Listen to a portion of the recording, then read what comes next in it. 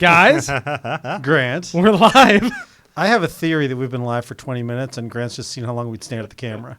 No. You guys were not on screen. I had a splash page, hopefully. What about audio? Do we have audio streaming? I believe the audio's coming All right, so they could hear us. We should be okay. Hear us trying to do our thing. I do hope that if anyone is tuning in and sees that they can't hear us, they'll let us know, and we will do like we did last time and scrap the video. Yeah. We will toss this into the ocean. Oh, jeez. Hey, folks, we are the TV Dudes. I'm Grant. I'm Randy. Kyle? And yeah, we are trying out an experiment this time. So if you guys are listening to our audio podcast, understand that we might say some stuff that's referencing a video live stream that we're doing over on YouTube. We're doing it live. We're testing it out.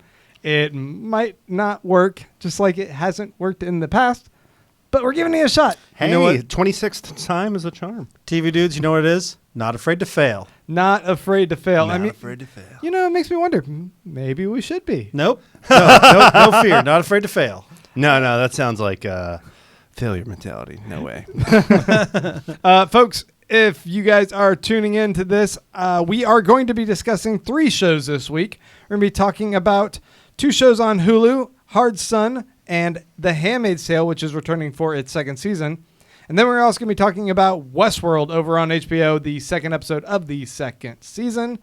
And there will be spoilers. Yes. We should say that up front, so the one viewer that we might have even had is gone. People are like, spoilers, I ain't playing that game. I know, I don't get the big deal. I love spoilers. You do? I love spoilers. That as long as it's not Doctor Who. That is definitely peculiar. That one thing, if you spoil, I don't care if it's shitty Doctor Who either. You spoil the shitty, no, you're dead to me. Dead to me! I have opinions about spoilers. Oh, yes. Man, Good ones or bad ones? Randy, you and I, we could make a thing of that again. We could really go into like a full-on argument. I'm happy to. Greg's not here anymore. I'm good with that argument now. Wait, did Greg like spoilers? No, Greg hated. Greg didn't care about spoilers and didn't think they were a thing. Nice. And arguing with him made me want to stab myself in the face because I could never get anywhere with him and he could never get anywhere with me. So we just had the same argument over and over and over again. This is true. I mean, I feel like my opinions have evolved a little bit on this too, so I might be a little bit on a combative spectrum with you here. Well, here's the important thing. What's important is Greg is not here, therefore I won. So he's not here he's not here to defend himself. The winner is the last one sitting in the chair. So I can say, without fear of contradiction, that I clearly won that argument because Greg's not here to say, no, you didn't. Okay, well, good stuff. He's going to post right now about how he's right. He's right. I don't feel comfortable arguing it, so I'll let that be. Folks, if you are watching us over on YouTube, you can go ahead and chat us with any thoughts that you have, and I will try to check that from time to time, but no guarantees. And if it's a little choppy, that might be due to our internet connection or something. So I don't know. Like I said, this is an experiment. We're seeing how this goes. Not afraid to fail. If it's choppy, that must mean we're cutting up. We're cutting that, right? We're cutting that? Yeah, I actually just cropped Kyle from the entire thing. He's not on it. So It's I just think like this whole dance routine, no one has to deal with that. Yeah, okay, folks. So like I said, we are going to be talking about those 3 shows this week. But we also want to say, if you want to help us out, please go to iTunes, give us a 5-star rating, write a little review. We will read that here on the show. Another way you can help us out is go to patreon.com/tvdudes. There you can make a per episode pledge. Give us $1 or $2 per episode. Nothing much, but that amounts to $4 a month. It's like less than getting a Starbucks coffee one day. And you guys go there every day. Don't worry. Right. Well, don't go there and loiter. Yeah. I was going to say, we are marginally less racist than Starbucks. We'll still misspell your name on the cup, though. I'm gonna stick with not afraid to fail as our. I don't want to go with that as our. I don't think that's a good slogan for us. Be not afraid to fail on slogans. Less racist than Starbucks. Less racist than Starbucks. I think let's workshop it. I don't know. I'm on board. I see you drop the marginally part. Are we not digging that? Also, another thing that we want to note is that we are no longer a part of the Permanent Record Network. That's right. Fuck those guys. We're out. Right? That's what you meant. No.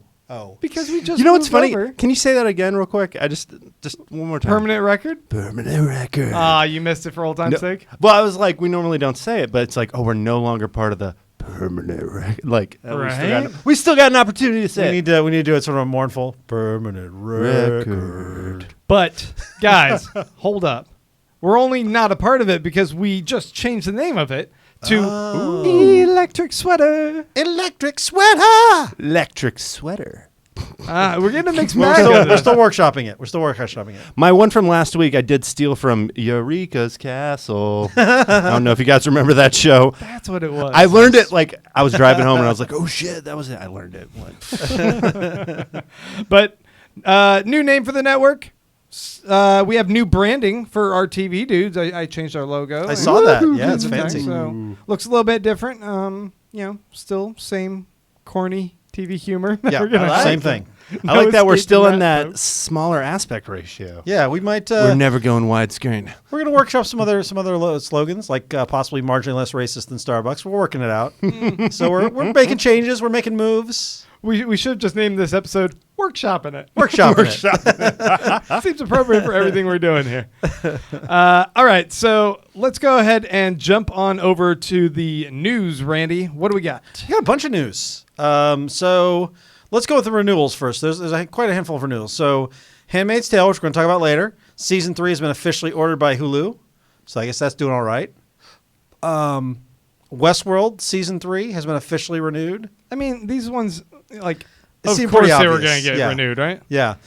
Less obvious, Agents of S.H.I.E.L.D. is still going. Wow. And the Adrian Pasdar, who plays who's he? Glenn Talbot, which is a weird source, but I guess whoever talks about S.H.I.E.L.D. they'll talk to, says that there's going to be Infinity War tie-ins in the upcoming Agents of S.H.I.E.L.D. Interestingly, he says this even though he has not seen Infinity War yet. So I don't know how much That's probably how they did their Winter. Winter Soldier tie-in. Yeah, I'm not sure how much stock. He's like, yeah, we're going to tie into Infinity War. Whatever happens there, that'll be happening in our show. Agents of S.H.I.E.L.D. is the personification of the Agent Coulson character. Like, this show won't die. Yeah.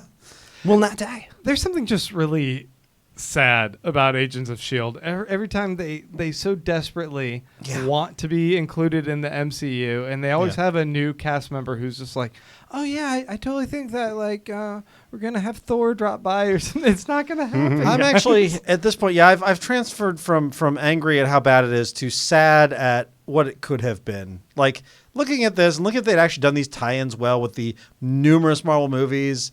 If they decide to make something besides a shitty ass NCIS MCU, we might have had a really good show. It's possible to do this show on this budget, even maybe with these people.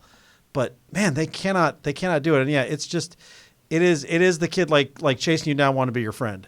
Right. Also, Agents of S.H.I.E.L.D. is like the vestigial organ of the MCU. It's like the appendix. Like it's just there. It's not doing any good because it might burst and ruin the whole thing. Yeah, unless it starts getting really stanky, Yeah. then we got to cut it out. Yeah. What else we got? Okay. Also, Netflix Unbreakable Kimmy Schmidt has not been renewed. Season 4 will be its final season. Aww. Which is too bad. I'm loath to trust Screen Rant on anything, of course. But they sort of seem to indicate that maybe the ratings aren't great, that it's like consistent but not consistently great, and that they just decided this was a good time to wrap it up, that they might do a TV movie to wrap it up like they're doing with Sense8, presumably with less orgies. Or maybe the same. Hopefully I don't know. not. I don't Hopefully know. not. Maybe that's how Unbreakable Kimmy Schmidt ends. But yeah, I'm bummed about this. I really like Unbreakable Kimmy Schmidt. It is like the weird continuation of what I liked about 30 Rock. And I'm sad. It's kind of sad to see it go. Yeah. I don't know. I think that show has probably hit its shelf life. Yeah. Like what does it need 7-8 seasons Yes. of that show? Why? 8 seasons. I don't know. Because I So- like Ellie Kemper.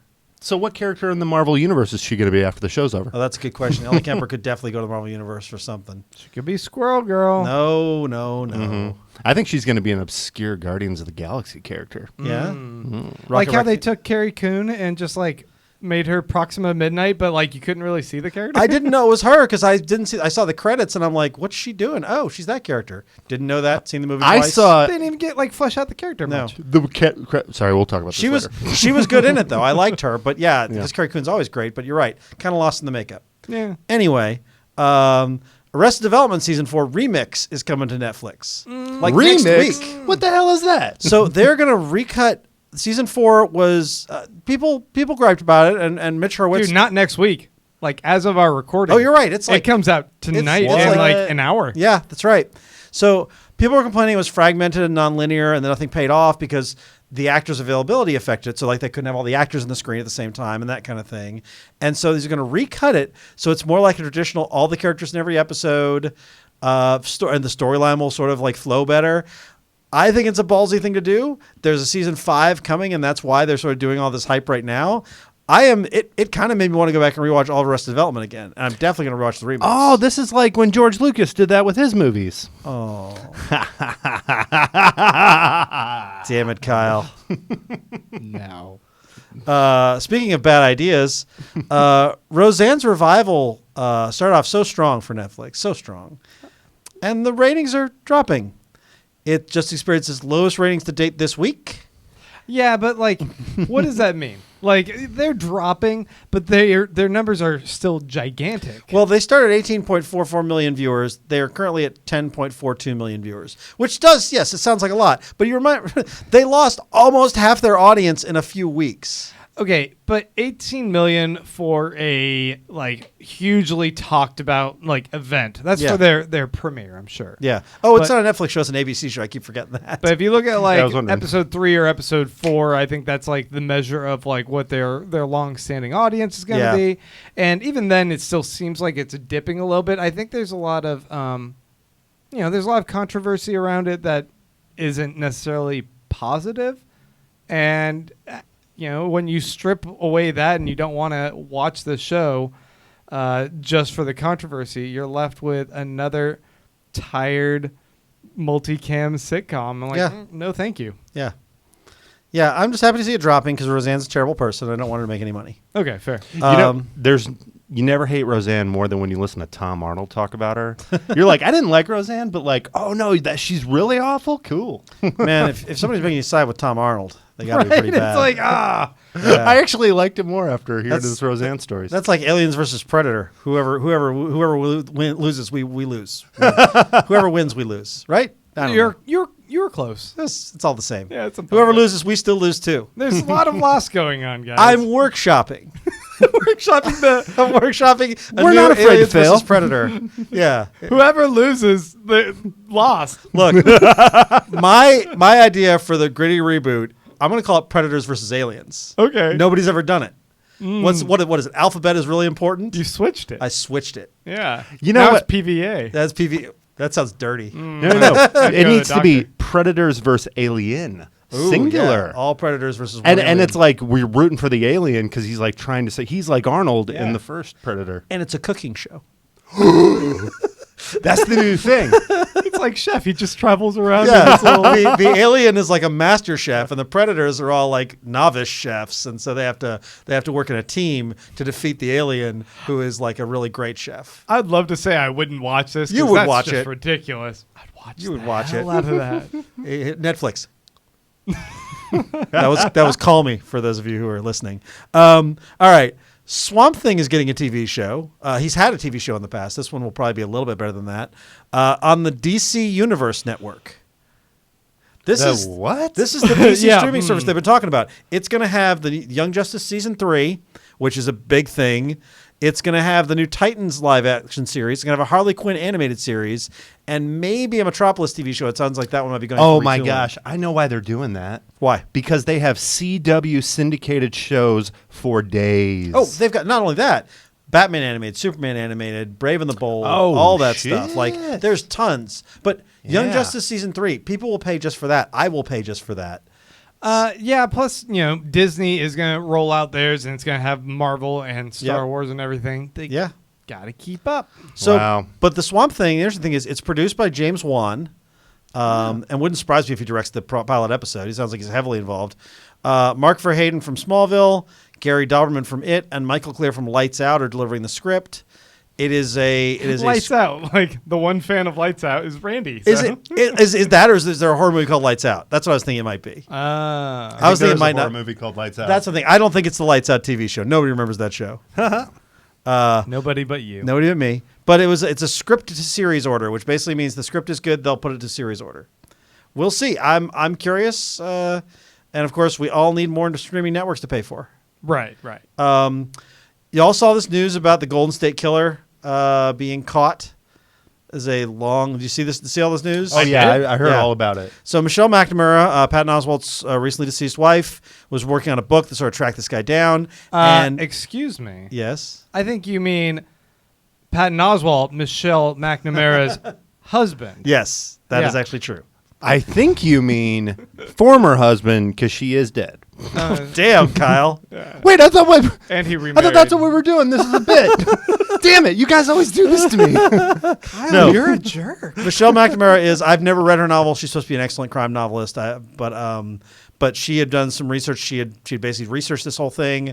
It was like a trying to find the killer kind of thing, and they got him, which is kind of amazing. And they're going to turn the book into an HBO series. Yeah, I guess like HBO's been following around Patton doing this book tour. Yeah. During this whole thing, and make it sound while like- he's on the book tour, they found out. Yeah. And HBO was there filming it, so it's like even that moment was captured. You make it sound so creepy. They've been following him around while he's on this book tour. Like he knows they're there. They've been breathing in his Yeah. ear. You know what this reminds me of Yeah. a little bit? The guy from Parks and Rec. He was like the sewage guy, like Sewage Dan or Sewage Steve. Yeah, or Harris something. Whittles.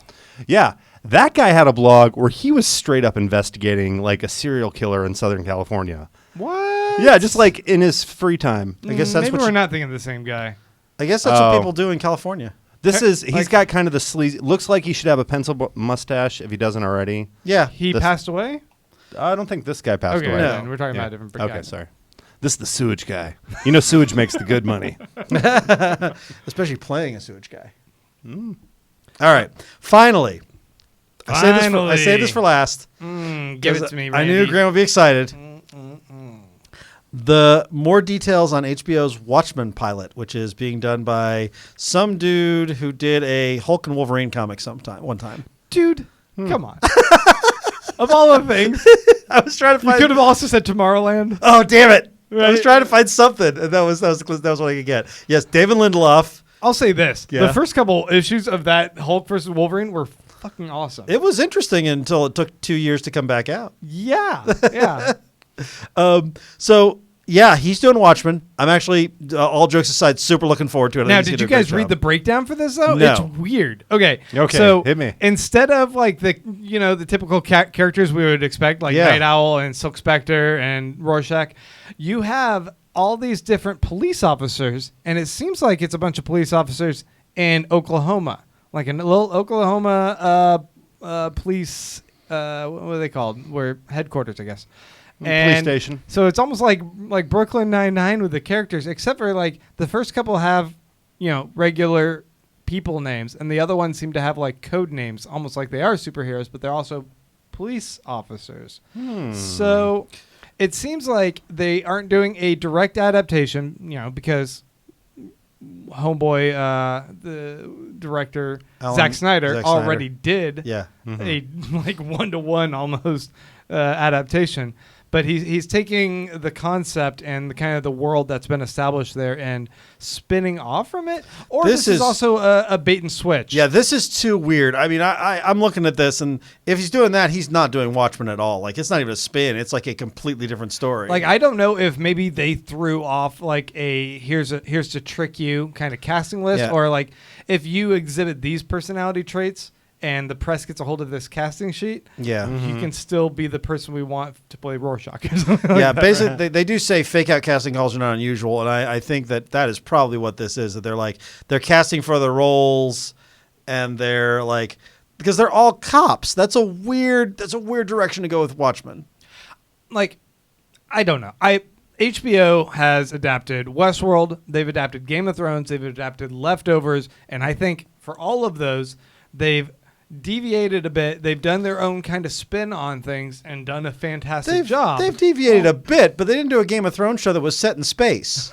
This is like doing a Game of Thrones set in space. This is weird. This is it's like the Fargo of I'm not buying this. I think this is a fake out. You know what they could do? Like, if they want to do an actual spin-off in that universe, what they do is they pull A Good Place, and in that first episode, we essentially get the Zack Snyder movie, except at some pivotal point in like the third act of the story, what happens doesn't happen. Like, you change it. Like when Tarantino killed Hitler. All right, like everybody knows it's supposed to go a different way, and then you can start your story from there. You mean Inglourious Bastards? Not that he time traveled back and killed Hitler. Yeah. I'm just making sure. I meant the movie. I'm just making sure because I didn't know. I haven't kept up with Tarantino in the last couple months. I don't know what he's doing. Also, Hitler was a long time ago. They're probably not talking about that anymore. If he did go back in time and kill him, that's true. That's true. All right, guys, we're gonna go ahead and take a quick break, and we will be back in just a couple minutes.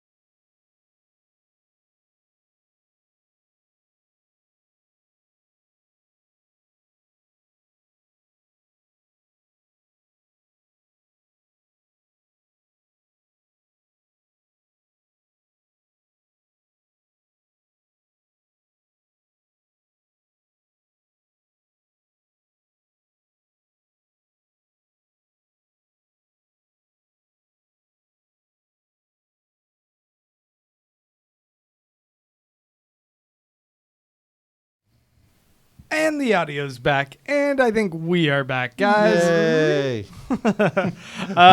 So we are back to talk about our TV shows, our main event. We're going to be talking. Whoa!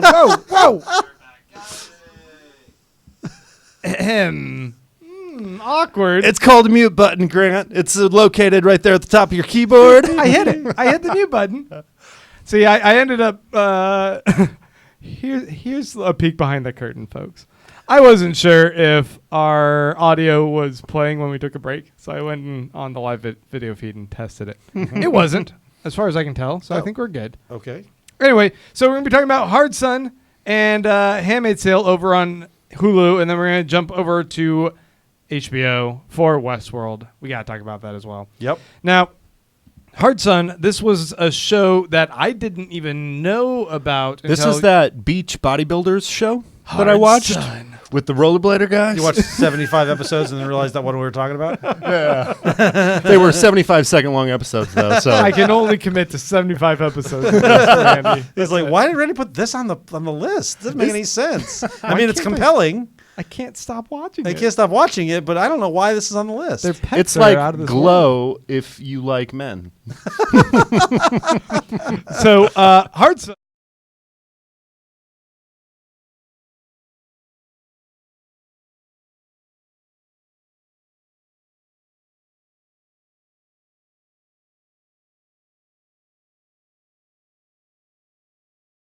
accurate. we mean the glow of the hard sun. Okay. So And by men, we mean serial killers. I need you to explain this because I watched an episode and a half of this. Okay. Did you watch all 6? I watched all 6. Okay. I got an episode and a half in. Okay, so I'm down for some spoilage. this is a weird premise. So basically, this is about a couple of like cops.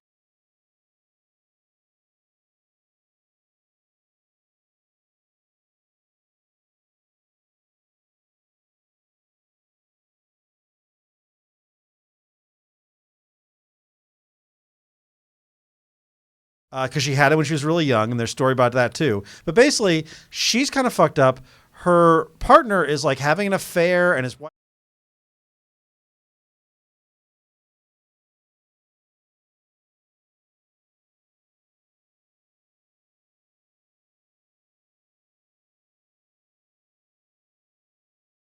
the show. Yeah. Like, And I've then- watched lots of shows like this that were great. And it looks like it's all going to be like a procedural kind of thing. And then this kid gets pushed out a window. He has this like USB drive they find, and they find out that it is a revelation that something called hard sun, there's going to be an extinction level event in 5 years. There's nothing that can be done about it. The government knows about it, and they don't want to tell anybody.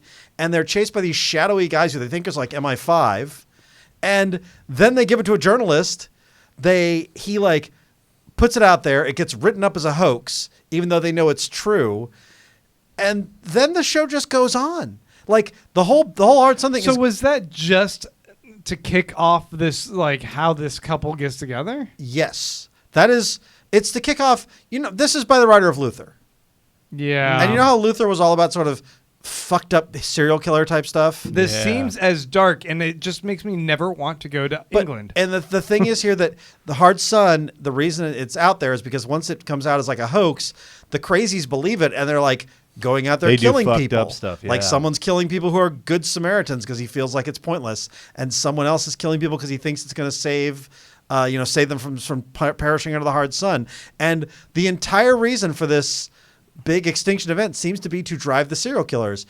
And there's also the weird conspiracy element, like the MI5 people are trying to fuck these people over. Wait, are you suggesting that this was purposely leaked so that you would have a ramp up of serial killers? The showrunner put it in there. That's in the Oh, premise because okay. they wanted to have serial killers. This was a reason for it. It's so weird. And I watched the first 2, and I'm like, I don't know if I like this. And then I watched the rest, and I'm like, no, I really like this. It's dark as hell, but it's got some interesting character drama. And the backdrop of the world's going to end, this stuff doesn't really matter, kind of works for it. Does it now? Yeah. Because that was my biggest gripe with the little bit that I did watch. Yeah. Is I'm seeing all these actors I like. I fucking love Luther. I mean, that is Yeah. like up there for me with just like premium television. But then I'm like, oh, so you got this element on this, and then you bring in this whole thing with the red sun and the sci-fi element Yeah. almost. And I'm just like, It does feel like nothing matters, right? yeah, they're serving too many masters. Like, what's the main takeaway supposed? Because if it is supposed to be this badass gritty crime drama, Yeah. you don't need the red sun in there. Now, I think the ultimate point they're making Hard is that sun. Hard sun, that's right. I think the point they're making is that it's sort of a character point. It's like this is what you do. Even when the world is ending, you try to be a good person. You try to do the right thing up to the end of the world. You try to save as many people as you can, even if ultimately it's going to be futile.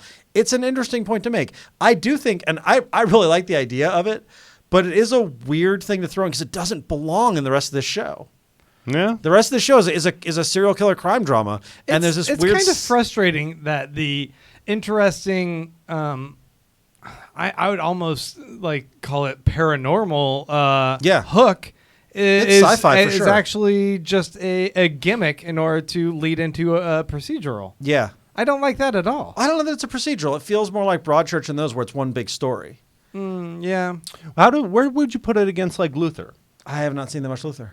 Oh, for real? Yeah. So nice. does this resolve at the end of the first season, like with, very with much a return Oh, to the does hard very world? much so it resolves. Oh, okay, just like spoiler world ends? territory. The world Does the ends. world just end? I think so. They don't show you like day after like fire, but it does seem like it's like, oh, well, I guess that's the end. But they do it in a way where they could come back for a second season. But you got to give those Brits credit for figuring out more creative ways to end shows after one Yeah. season.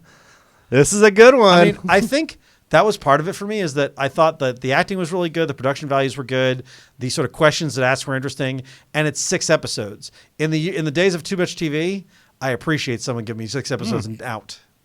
Yeah, it's like when I was just watching the beginning of it, it felt like yet again another bleak British show. And It is. I just can't find myself wanting to watch these anymore. No, like, I get it's that. never been my bread and butter anyway. I'm Yeah. much more into anything that has like a sci-fi bent or mythology or whatever Yeah. like that. But I don't know. It's British crime dramas make me look at London and just go, ugh, what a terrible city to live in. I was scared Everything is shitless. gray and dismal, and everyone is apathetic to everything. You and just it's need to watch A Fish Called Wanda. that. Yeah, that's your antidote. That'll brighten it up. Yeah. But like even when I watch like The Office, I'm like, oh, Slough. Yeah. It's also really depressing. The IT crowd. You Yeah. guys, do you have any joy over there? No, joy is forbidden. Yeah, it interferes. We with shall the, have no it joy. interferes with the tea. Yeah. I will say I don't recommend this to everyone, but I think people who like Luther and like Broadchurch and are looking for more in that vein should probably check it out. Yeah. All right. Well, let's jump over to something a little bit more uplifting. Yeah. Handmaid's Tale. Oh, uplifting. Yeah. Oh, super. the rape show. God, man. Man. Okay. Second season. Did you guys watch the first 2 episodes? I watched the first 3. There's a third one out. Yeah, already? came out this week. Oh man, 3rd episode's a heartbreaker. I Wait. mean, they're all heartbreakers. But What? Yeah, I third- thought I just saw the brand new second one, which features Alexis Bledel. But that was the second episode? that was the second episode. 3rd episode came out on Monday. Oh, okay. Well, Anyway, I won't say any much about it, but yeah, bleak. this show is still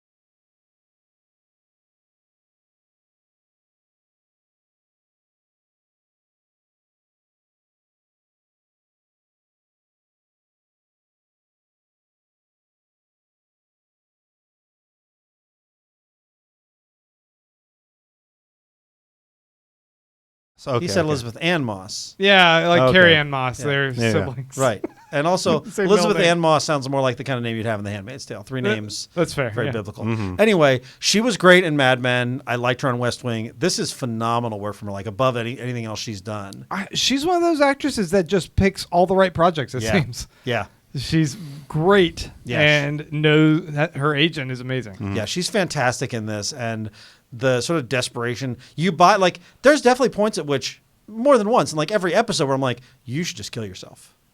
You should kill yourself and kill everyone around you. Like, I definitely feel like that in most of this show, and she always gives me a thing like, no, I see why she's fighting. I see why she's still doing this. So what was interesting about this season is that the first season was the adaptation of the book. Yeah, And it pretty much wraps up where the book wraps up, which is pretty terrible because it still wraps up in a horrendous place, right? yeah. She's still off Glen or Offred, Offred, and she's trapped yeah. in this little town where religious zealots have taken over in this dystopia, right? Yeah, But this is showing this glimmer of hope with her rising up, like, taking a little bit more of a stand, looking to escape and get out of there. right. And also, we see a little bit more of what Canada looks like. Little America up there in Canada that's got her husband and her friend like living a relatively normal life. Where they're mostly worried about the what's the place called? Gilead. They're worried about Gilead invading them, Right. but they're living a relatively normal life. And then we have Alexis Bledel, and we see The colony. the colony where another even worse layer of man. slavery. I don't even know if I could say worse, but another it's bad. terrible layer that is just like Wait. impending death. Yeah. So they get raped and more stuff at this other place? Oh no, there's no rape at the other place. There's just forced labor until you die. Forced It's labor more like communist Russia. while your body rots to death. Yeah, because nobody bothers to give you medicine or anything like that. Like, I don't understand what they're mining. Is it sulfuric something acid? I don't know. Jesus juice. I don't know what they're mining. Jesus ask, juice. Ask Mike Pence. He knows. This is what this show is what Mike Pence's dreams look like. Man, it's Did you pretty hear terrible. Terry Gross giving Michelle Wolf shit for her joke about Sarah Huckabee Sanders, saying she looked like Terry Gross. the Nurse Ratched character from Handmaid's Tale? What's her name? She called her Aunt Lydia. Yeah, that. Which is funny because I realized that Aunt Lydia, because Michelle Wolf's joke was like, what I don't know what you call an Uncle Tom for white women, and I was like, is Aunt Lydia actually the term for an Uncle Tom for white women? Because it kind of works, right? Well, no, that wasn't the joke. It was. I know. She just said so and so looks like that. Aunt Lydia, but now I'm like, it kind of scans. Like maybe that is the term she was looking for. Huh. I don't know. She had a great comeback though. She was like, nobody gave me shit when I made fun of Mitch McConnell's chin. But yeah, I think that the first episode of this, I'd forgotten just how dark this show could get. Like, I love this show, but it is a harrowing watch. And that first episode back where we see the price she paid for the rebellion that she instigated was rough.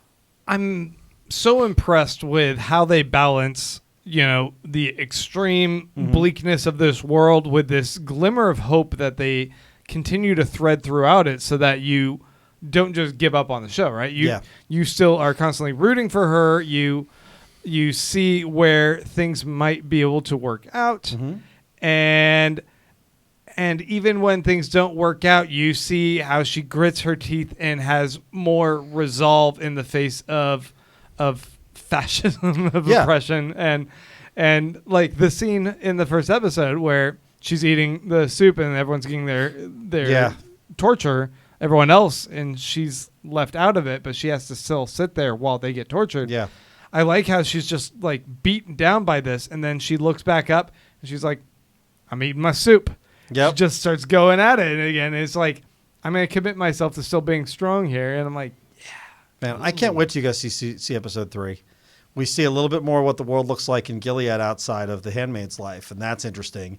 And there's some big developments. Like it's really interesting to see them spanning the world. I really like what they're doing with season 2 of this. I'm glad there's season 3. It's really dark. It's hard to watch, but it's so good. well, let's jump over to the show that we've decided we're definitely going to be talking.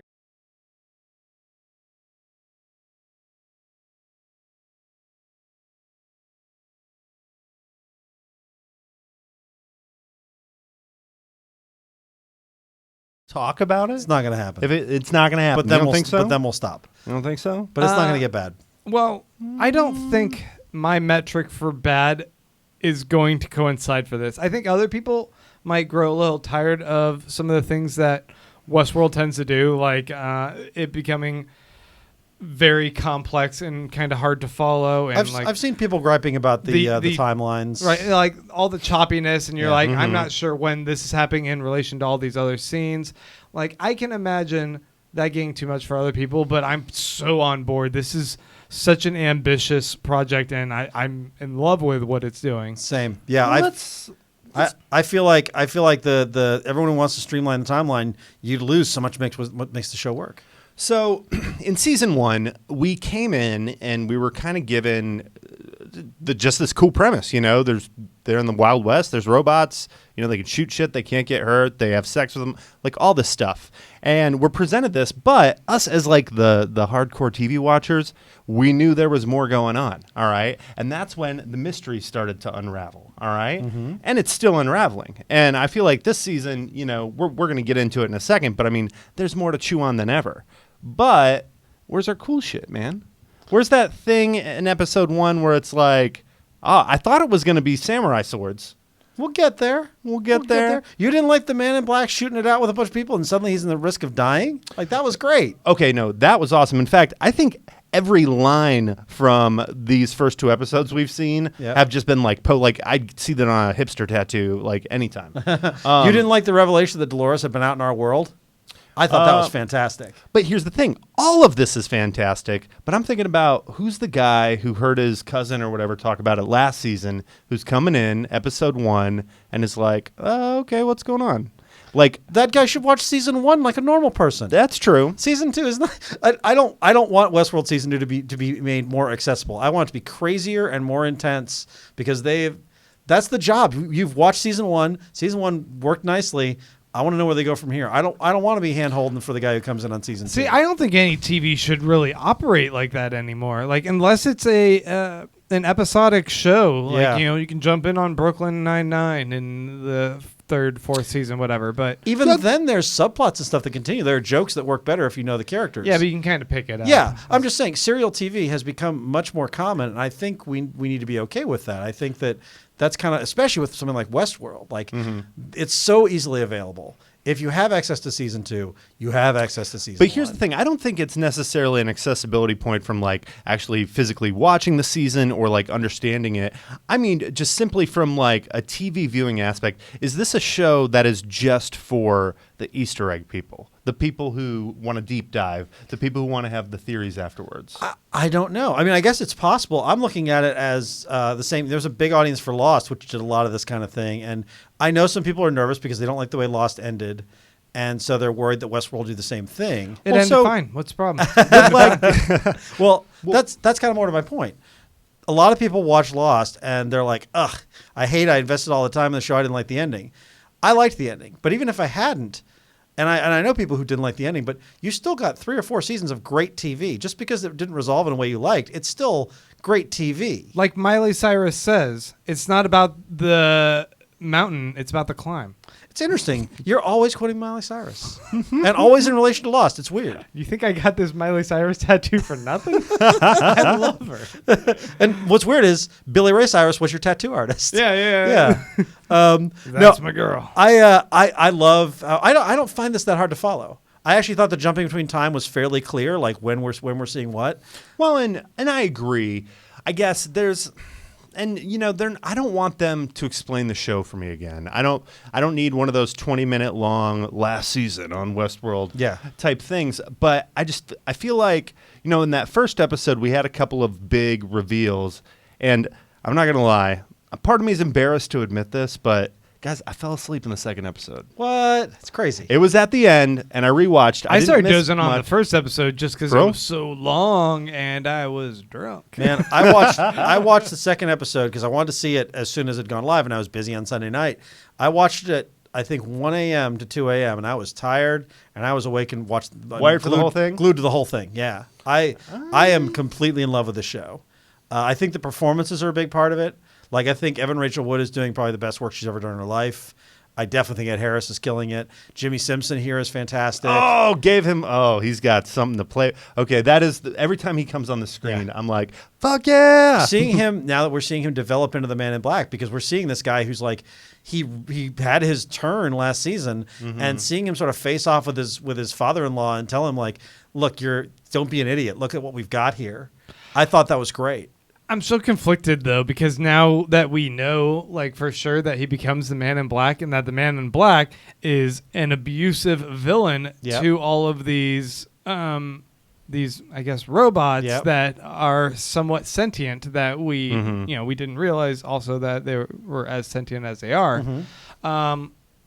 It's like, you're still kind of a villain, or I know that you're going to become a villain. So it's like seeing Walter White and Heisenberg at the same time. And I'm like, well, do I root for this Walter White when I know the end game of him? What's interesting is I would make the Vic Mackey comparison, where it's clear from the outset who the bad guy is, but he's still so damn compelling. You want to watch him succeed and squeeze out of things. So, but they also frame Jimmy Simpson as like the good guy you want to root for. So it's not Vic Mackey necessarily. But is he the? I mean, Vic Mackey was the protagonist in season 1. They did that. Yeah, they're not really doing that this season. Yeah, I don't think Jimmy Simpson is framed as the good guy either. I think he's framed as a good guy. I think still. I think that they still try to make him the guy who is sympathetic toward the robots, that he's trying to help capitalize on this world because he wants to explore it more. But I don't think that he has the idea of exploiting and abusing. See, I think do you see the clip in episode 2 where he's talking to Dolores and he's like, I can't believe I fell in love with you. You're just a machine. See, that's the thing I think is interesting. I don't think he thinks he's being abusive to Dolores. Yeah. I think he's fucked up, and as he gets older, he gets worse. But I think he fell in love with the robot. He like, that whole thing Parallels with Silicon Valley right he's now. trying to he's trying to have more of this experience, and it gets worse and worse as he gets older. But I think he's not quite at that villain place right now. He's trying to not rescue the robots for their own sake, but because he thinks there's something there. He's not that different from, say, Arnold, but where Arnold is trying to like advance artificial intelligence, Jimmy Simpson just kind of wants to see if he can actually fall in love with an artificial being. I think I find that really interesting. I do think he is more or less being positioned as a villain in both storylines, but more so the Man in Black. Although the Man in Black is also getting heroic stuff because he's the guy who faces down now what are the killer robots, and he's the one guy who can stand up to them. So whether or not they're in the right morally because they've been treated as slaves, they are murdering people, and he's the like human standing up to them. So you can view him as a protagonist as well.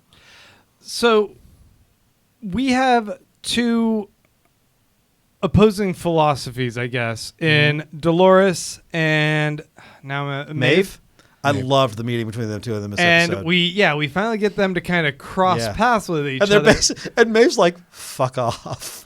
I've also noticed something else. So with Dolores and Teddy, the way that they act as robots is very different from Maeve and her companions. I feel like somebody's still programmed. Yeah, somebody's still programming. Dolores, if she isn't like running a programming, she is still like doing the personality or doing something. Like Maeve is the only one that I buy like, oh, she's definitely off the tether. Well, there's the thing is that we looked at the coding from last season, and Dolores coded Maeve. Like, right? Isn't that what Les pointed out to us? Like the Dolores code, you could see on a screen that Dolores had coded Maeve to rebel, and then now she's rebelling against that programming. Well, I mean, I don't know. I would say that they both are still coded. Like, we saw that Maeve when, like, in the last season, when they were checking her vitals, it's like, oh, you're still a program, and I can just see that everything's ramped up. Yeah. So she's still tethered to that programming, right? Even though it's now at a point where she can start acting with what simulates free will. So right? she's still the madame at the brothel. And the mom. That's the thing. She's both of those. Well, she seems to she's unlocked all of her memories, and now she has a connection to all of them. Because when I look at that character, I just see Psycho Robot. Killer Robot. I like where they're going with Teddy too. Where I thought Teddy was going to be the conscience, and they're quickly developing him into the like, oh no, he's starting to realize how screwed this all is, and he's going to maybe go a little crazier than Dolores. Did you get that? I did.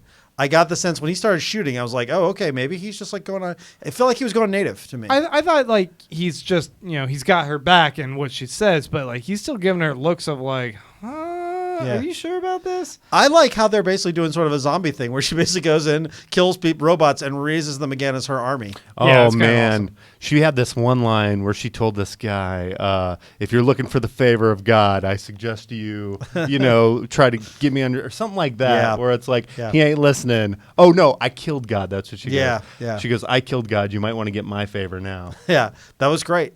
It was also cool to see Jonathan Tucker, who you might recognize from Justified in the last season and Black Donnelly's, among some other things. But to see him here at like getting a role like him, and then Giancarlo Esposito. Yeah, briefly. Yeah, is that the guy from another cameo? Breaking Bad. Gus from Breaking Bad. Oh yeah, I was thinking of the guy from Grand Theft Auto and Walking Dead, who he plays like one of the outlaws. No, we're talking about that great actor from Terra Nova.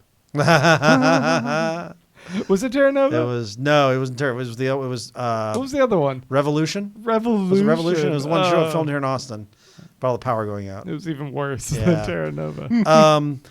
I also loved seeing a scumbag brother whose name I'm forgetting. The dude who Jigsaw, guy from Delos. Whatever his name is, Mr. Delos, where we see him interact with all of them out in the world. That was one of the coolest scenes. I thought that was like so good. The best scene. And I'm pretty sure like I knew what was going on when he walked into that scene. I was pretty sure, yeah. I was like, okay, it's the whole gimmick is that all of them are going to be robots. Yeah. But I didn't know that she wasn't. That it was going to be. Well, she isn't, right? She is a robot. Is Weren't she? they all robots? I think they were all robots. Like even her? yeah. I could, yeah, I was thinking like I think she is, but Unless she's the human, unless she's like the Arnold who they based but she, Bernard like, on. her and the guy that came in with her, they Yeah. were both robots. They were and, both like, the whole robots, thing, yeah. right? Yeah. I thought that was really a cool moment. And I like that we're starting to see development of like that Jimmy Simpson scene where we start to see like, oh, so what they were planning to do, like what else is this for? And Les has talked about this numerous times, that there's like several levels of what's going on like this. There's what the park is for its guests. There's what the management is using the guests for, and that's what the bosses are using the management for. It's like there's all these levels of what's going on. Right. And we're starting to see like, yeah, well, it's not as banal as like blackmail as I thought it might be. It is a like Facebook Cambridge Analytics kind of thing. Like they just are going to get all this data, see people when they don't know you're looking at them, and be able to like do whatever you want with them. I have 3 like holy shit, what the fuck type theories to where Okay. the show could go. All right. And you kind of nailed the first one, like that all of the hosts are actual people or were people at one point. And they've duplicated them. And yeah, they needed like some bit of their conscience in order to duplicate them. Theory 1. Theory 2. All right. Outside of Westworld and Samurai World and all that, it's actually post-apocalypse. All right. The Earth has become uninhabitable, and the only place with fresh air now is Westworld. So the humans are going to attack, but the robots are going to fight them off. Even though the robots don't need oxygen. And then I had a third one. What was my third one? Oh, yeah. So last season, all right, we see Jimmy Simpson, and then we learn, spoilers for season 1, then we learn he is the Man in Black, correct? Yeah. Right. Yeah. Well, this season, we are introduced again to Jimmy Simpson, the young Man in Black, or the Man in Black's son. No. Yeah, they could if they wanted to. Jimmy Simpson could play the young Man in Black as well as the Man in Black's son. The timeline doesn't match. Exactly. They're going to fuck with us. No. Every time. Here's I the don't know thing. about this. For that third theory, I think that's crazy. For the second theory, we've seen the outside world. We saw the outside world like In you think the it went past you or think the it- future. You think it went to shit? See I don't theory know. 3. It's interesting. I don't buy it. I'm not buying your theories, Kyle. I kind of like the second one, the idea that like the world outside becomes messed up and they try to come here and the robots are like, no, this is Robo Island. But we saw like the troops from the first episode from the Yeah. Chinese mainland. I I don't think that it's a bit of a stretch. I think it could be like in the future. In the future? kind of Maybe. thing.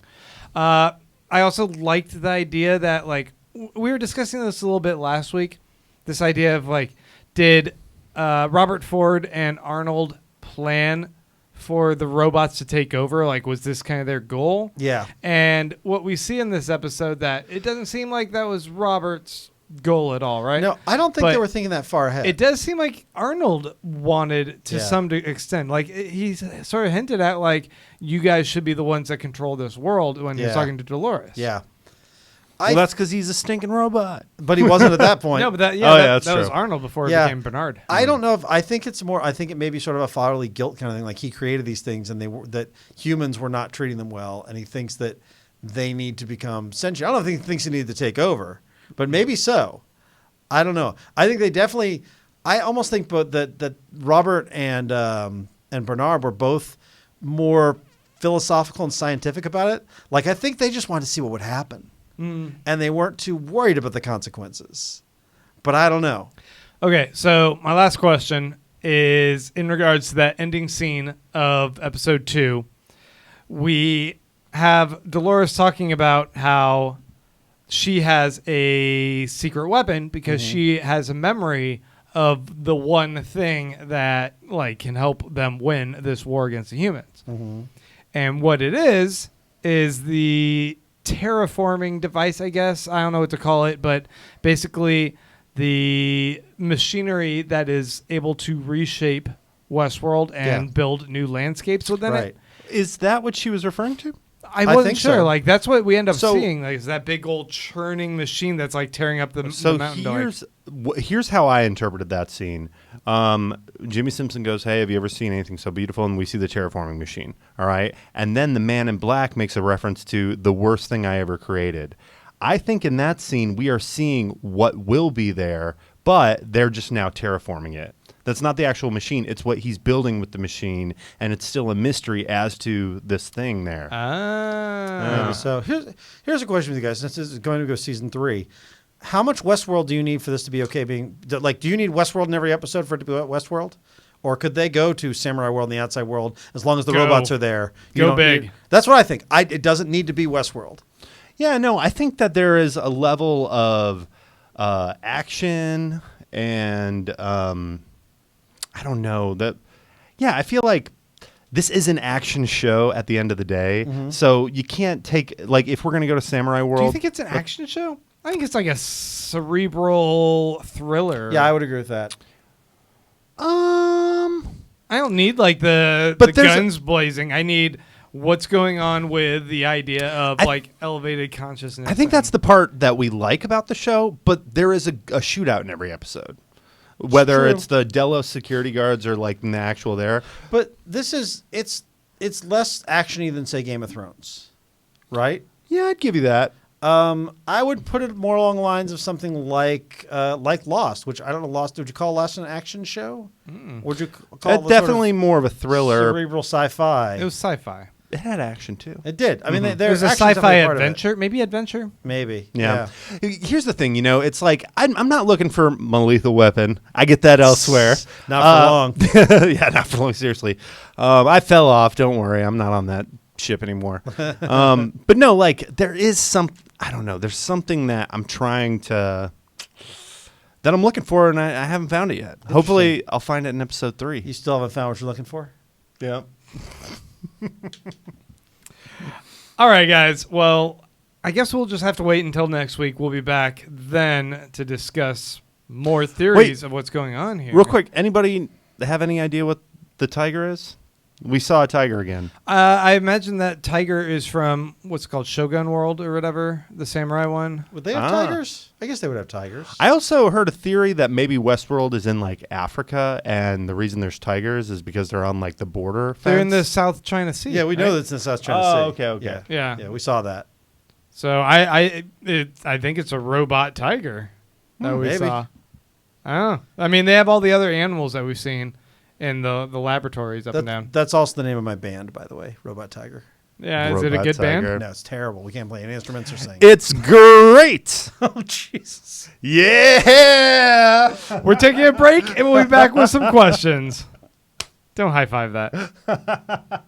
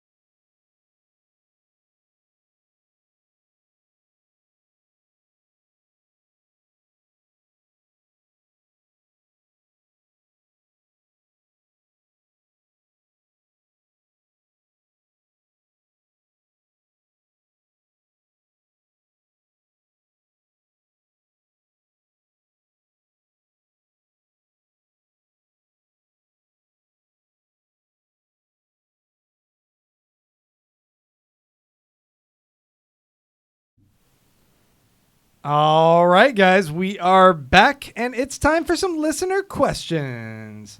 So if you guys like us on our Facebook page, which is facebook.com/tvdudes, TV once a Dudes. week, you guys can ask us questions. Randy puts up a little post. I need to give you new graphics for our new redesign, right? I know. First question, though, comes to us from our buddy, Alec Miracle. He says, well, dudes, I'm about to finish Twin Peaks tonight. Not looking for a full-on review, but just your thoughts on Twin Peaks as a whole, which is interesting because I think of the three of us, did any of us watch it? I tried watching the first season, couldn't get into it. Yeah, we just happened to be the three that didn't watch it. I know Les watched it. Yeah. Ashley might have a little She bit. might have. I'm not You sure. get Nate Bliss in here. He's a Twin Peaks freak. Yeah. Oh, is he? Yeah. He's But a yeah. Twin Peakian. I believe we are all Twin Peaks agnostics. We don't hate it. Just not our thing. Yeah. I never ended up watching the original, and I couldn't see any point of jumping in now. That would be like someone watching Westworld season 2. That's in the first And that's season. just crazy. Guys, give me a break. Oh no, it's not you. It's I love this, Westworld. It's this hypothetical season 2 watcher I have a beef with. All right, next question comes to us from Jonathan Huffnagel, who says, Mighty TV Dudes. Mighty Jonathan. The Infinity War trailer explains that. All right, is this going to be some spoiler stuff going on here? You know my opinion. We'll Uh, talk about when we get to our Infinity War Patreon. Thanos demands your silence. let's see. Jump down to his actual question. What's his actual question? Many here? shows have divided adults and children, women and men, living and dead. I wish I could banish all the corrupt, evil, and hate filled into a rapidly rising post-apocalypse of their own creation. Meanwhile, the rest of us band together, fix global warming, and build a Star Trek utopia. If that were the plot of a TV show, it would have to be The Rest of Us. Though I tend to think the more interesting story is over on the bad side of reality. What TV shows would work well with such a great divide? How would you divide it up, and why? So, like, split, like, The good from the saying, bad. like, here's good people, here's bad people, or, like, dividing things up. Exactly. Kind of like The Good Place. Kinda The like Good Place would work great. The Good Place would work out. Yeah. It turns out. Brooklyn Nine-Nine. Would anyone go? Would Scully? What's his name? Scully and who's his partner?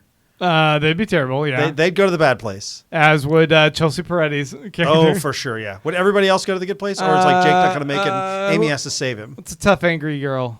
She's a Diaz? toss-up. I don't know. You think Diaz. Diaz? Maybe? Diaz is a heart of gold. I think Diaz makes it. Yeah, but she also is, like, with Jason Mantzoukas, and that guy's just That guy's terrible. definitely going to the bad place. Right. And no matter what's weird about Jason Mantzoukas, people don't know this, but every show he's in, he has weird wind chimes for genitals. Every show, that's just the thing he has. So did we just decide that, like, we're not doing... We're just saying, like, this is a good place and bad place I think so. Yes. versus, Well, like, a snap and... the notion is, yeah, you go to a good place or a bad place, and you follow. And would the good people? How would the good people build their utopia? Right. I think Jake goes to the bad place. I think it screws the whole thing up because Amy will want to rescue Jake, but Jake's not a guy who can get the good place going. There's going to be a lot of Die Hard in the good place. Is all I'm saying.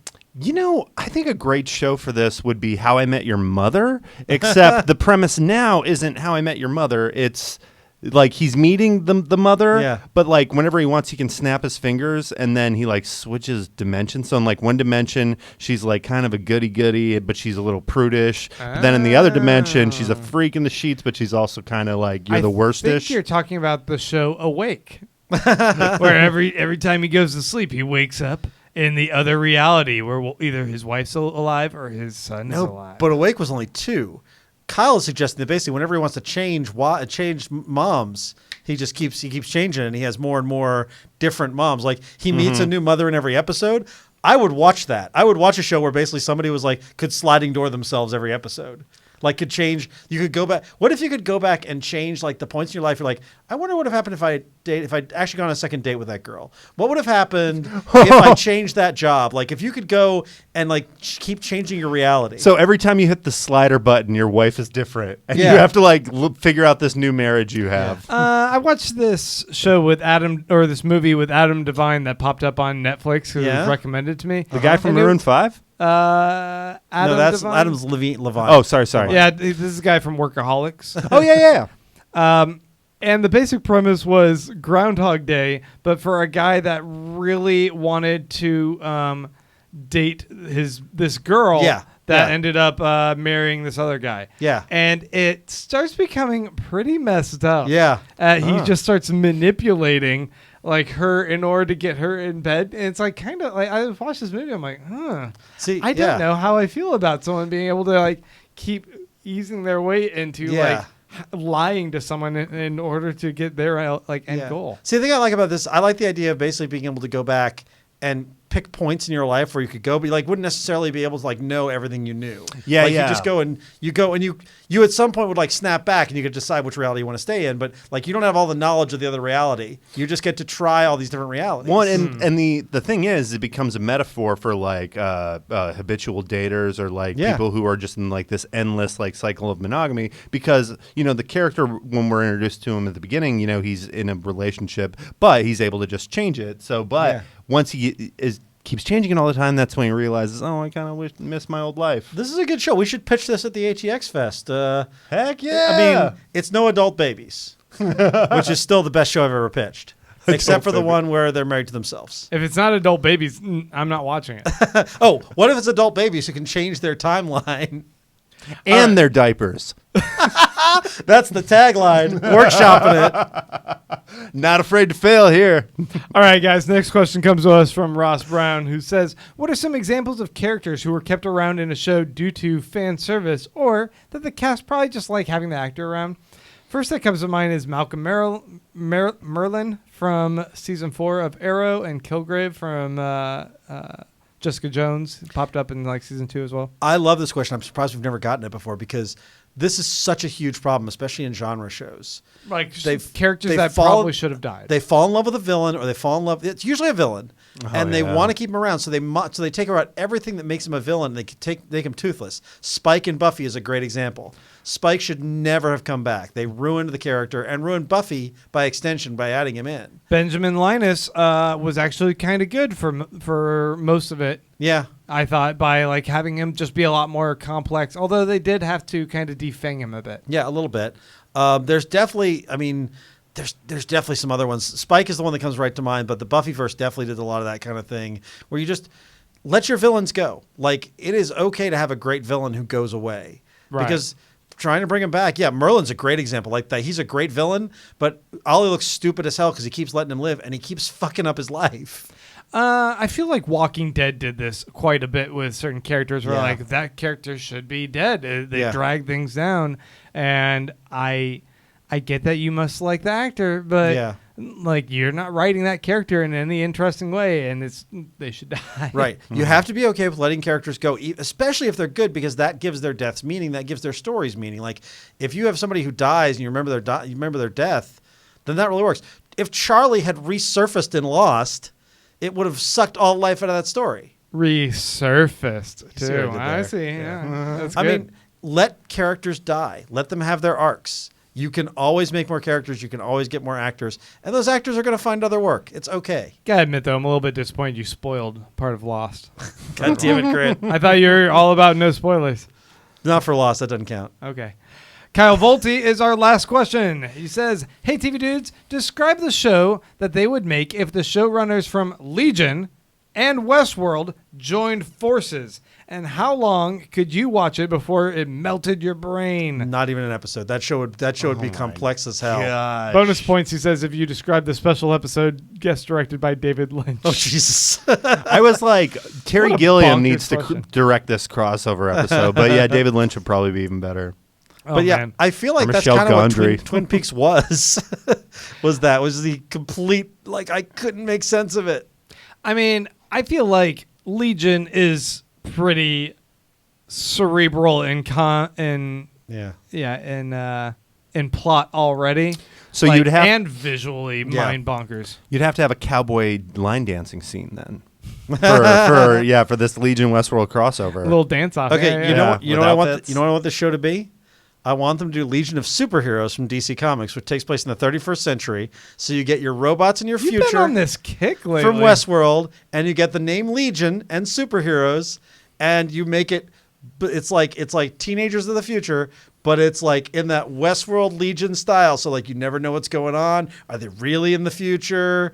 Are these kids all from a mental hospital? You could do that. You could do that. I don't really want this, but I think that'd be a good blending of those two. I don't know about this at all. All right, guys. I think this is a good point to go ahead and end things here for the week. Yep. I guess we made it through our YouTube stream too. We had a couple of technical difficulties. If anyone was watching the YouTube, the audio I know cut out once or twice on a few things. My apologies there. If you guys are listening, hopefully everything sounds okay. Yeah, we haven't even recorded. This could be 2 hours of Baba Booey over and over again somehow. We Weird don't audio know. glitch. Baba Booey! I just know there's chords everywhere, and I'm confident I messed something up. But yeah, if you guys end up getting a chance, if you want to pop over to our YouTube page, it is over at. I should have had this like up already, but it's at youtube.com.